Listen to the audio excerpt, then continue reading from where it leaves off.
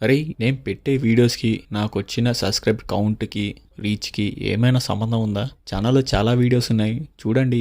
Movies గురించి discussion ఉన్నాయి, reviews ఉన్నాయి. సో, మరిన్ని కంటెంట్ కావాలంటే సబ్స్క్రైబ్ చేయండి. నేను కూడా చాలా వీడియోస్ చేద్దాం అనుకున్నా కానీ రీచ్ సరిగ్గా లేదు. సో, మెల్లమెల్లగా వీడియోస్ అప్లోడ్ చేస్తున్నా. అట్‌లీస్ట్ కొన్ని వీడియోస్ అయినా పుష్ అవుతాయని. Here is the movie of my baby return and directed by Nelson Venkatesan. DNA అనే పేరుతో తమిళ్లో రిలీజ్ అయింది. మై బేబీ అని తెలుగులో డబ్ చేశారు. జియో హాట్‌స్టార్‌లో స్ట్రీమ్ అవుతుంది. తెలుగు డబ్బింగ్ వర్షన్ కూడా చాలా బాగుంది. మూవీ ఎక్స్పీరియన్స్ ఎట్లుందంటే నాకు చాలా రోజుల తర్వాత ఒక ఫ్రెష్ మూవీ చూసిన ఫీలింగ్ వచ్చింది.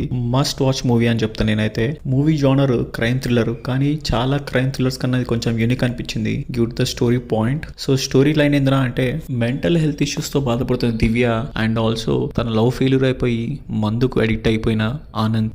సో వీళ్ళిద్దరికి పెళ్లి చేద్దామని వాళ్ళ పేరెంట్స్ అనుకుంటారు. పెళ్ళైన తర్వాత వాళ్ళిద్దరు చాలా హ్యాపీగా సంతోషంగా ఉంటారు. దివ్య ఒక బాబుకి జన్మనిస్తుంది. కానీ తన దగ్గర ఉంది తన సొంత బాబు కాదని, తన బాబుని మార్చారని చెప్తుంది. ఇంతకీ దివ్య నిజమే చెప్తుందా? అసలు ఆనంద్ దివ్యలకు నిజమైన బాబు ఏమయ్యాడు, దీని వెనక ఎవరున్నారు అనేది సిరీస్ ఆఫ్ ఈవెంట్స్ మీద సినిమా రన్ అవుతుంది. రెగ్యులర్ క్రైమ్ థ్రిల్లర్ అంటే ఒక సిరీస్ ఆఫ్ మర్డర్స్ జరుగుతాయి, ఒక క్రైమ్ జరుగుతుంది, ఒక సైకో కిల్లర్ ఉంటాడు, పోలీస్ ఉంటాడు, ఇన్వెస్టిగేషన్ జరుగుతుంది. ఇది ఒక రెగ్యులర్ ప్యాటర్న్, మనకు తెలిసిన ప్యాటర్న్ చాలా మూవీస్ లో సిరీస్ లో చూస్తుంటాం. కానీ ఇక్కడ నెల్సన్ వెంకటేషన్ అప్రిషియేట్ చేయాలి. ఎందుకంటే ఒక కొత్త పాయింట్ తీసుకొని బేబీస్ మిస్సింగ్ అనే పాయింట్ మీద క్రైమ్ డ్రామా నడిపిస్తూ ఇన్వెస్టిగేషన్ లో వాళ్ళ సొంత పేరెంటలే ఇన్వాల్వ్ అయితే ఎలా ఉంటది అనే సీ టచ్ మూమెంట్స్ అంటారు కదా, స్క్రీన్ ప్లే అంత గ్రిప్పింగ్ గా ఉంటుంది. స్క్రీన్ ప్లే స్టార్టింగ్ నుంచి ఎండింగ్ వరకు ఎక్కడ మనకు డిసప్పాయింట్ చేయదు. క్యారెక్టర్స్ ని ఇంట్రొడ్యూస్ చేసుకునే విధానం, తర్వాత స్టోరీలోకి వెళ్ళిన తర్వాత క్రైమ్ డ్రామా, ఇన్వెస్టిగేషన్ ఒక్కొక్కటి లేయర్ చాలా నీట్ గా పిక్చరేషన్ చేశారు. టోటల్ గా cinema screen play and story మనని చాలా ఆకట్టుకుంటాయి.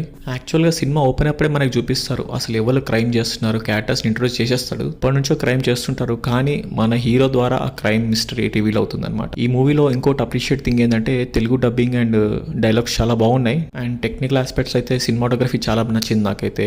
మ్యూజిక్ కూడా ఇంటెన్స్ గా ఉంది, ఎక్కడ అవుట్ ఆఫ్ ద లైన్ వెళ్ళలేదు. With in the movie cover చేసుకుంటూ చాలా బ్యూటిఫుల్ గా పిక్చరేషన్ చేశారు. అండ్ పర్ఫార్మెన్స్ వైజ్ కి వస్తే అథర్వ అండ్ నిమిషా చాలా బాగా యాక్ట్ చేశారు.